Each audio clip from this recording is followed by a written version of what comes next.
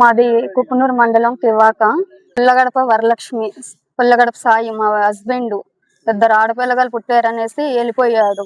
ఎక్కడికి వెళ్ళినా గానీ అతని పలుకుబడి, అతని డబ్బుతో కొనేయడం, రాజకీయ నాయకులతో కలిసి నన్ను ఇలా ఎక్కడికి వెళ్ళినా పట్టించుకోకుండా చేయడం వల్ల నేను ఎక్కడికి వెళ్ళాలో తెలియని పక్షంలో కలెక్టర్ ఆఫీస్ కి నేను వచ్చాను.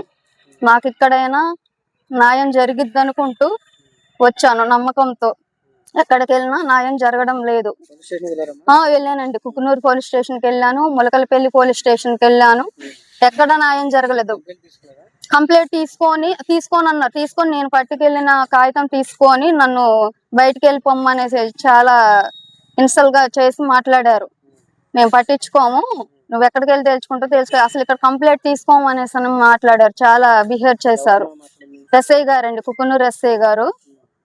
పేరు ఏదో ఉంది సార్, నాకైతే పేరు తెలియదు.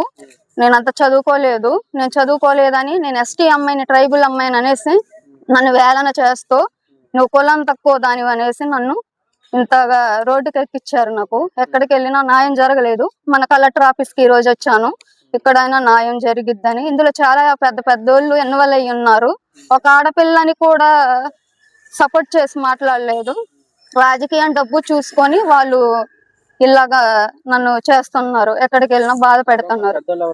పెద్ద మున్సెట్టు నాగం అనేసి, దండాబుత్తుల నరసింహరావు గారు, పుల్లగడప రమేష్, చిలక, ఇలా 10 మంది పేర్లు ఉన్నాయి. 10 మంది ఉన్నారు. ఇందులో పేర్లు రాశాను. మా ఆయన గారు ఏమంటున్నారు అంటే, నీ దిక్కున్న కడ తేల్చుకో, నాకు రాజకీయం డబ్బు ఉంది, పొలిటికల్ ఉంది, నాకు నీకు నేనేం చేయలేను, నాకు న్యాయం చేయమనేసి అడిగితే నేను న్యాయం కూడా చేయను అనేసి నా ఇద్దరు పిల్లగాలను కూడా లాగేసుకున్నారు. నా ఇద్దరు వేరే ఆమెకి పెళ్లి అయింది, పిల్లగాళ్ళు ఉన్నారు. ఆమె ఏమి పెళ్లి కాని అమ్మాయి అయితే కాదు. అమ్మాయి పేరు వెంకట నాగలక్ష్మి మచ్చ. అయితే ఇద్దరు ఆడపిల్లగాలని అప్పుడు పుట్టారని వెళ్ళిపోయారు. ఇప్పుడు అదే ఇద్దరు పిల్లగాలను పట్టుకొని నేను పోరాడుతున్నాను అనేసి స్టేషన్ కాడ వెళ్ళి కూర్చుంటున్నానని ఆ ఇద్దరు పిల్లగాలను కూడా లాగేసుకొని నన్ను రోడ్డు వీధి పాలు చేశారు, కొట్టారు, నన్ను చాలా చికాకు చేశారు. నాకు న్యాయం, నా పిల్లగాలు నాకు కావాలి. ఫస్ట్ అప్పుడు నా పిల్లగాలు నాకు కావాలి. అతని నుంచి నా జీవితం నాశనం అయిపోయింది. నా పిల్లగాలు తండ్రి లేని వాళ్ళు అయిపోయారు. నాకు న్యాయం, నా పిల్లగాలు, నాకు ఏదైనా బ్రతకడానికి, నా జీవితం నాశనం చేసాడు వాడు. పెళ్లిగా దాని 17 సంవత్సరాలు నాకు చున్నీ వేసుకొని వయసులో కూడా తీసుకొచ్చి నువ్వు లేకపోతే చచ్చిపోతానని చెప్పేసి 2 కాన్పులు తీపిచ్చి 2 పిల్లగాలను కన్నాడు. 4 బిడ్డలు తల్లిని చేశాడు నన్ను. 2 ఆడపిల్లగాలు కన్నాను అనేసి వదిలేశారు. మా అత్త మామ కూడా హింసించారు నన్ను.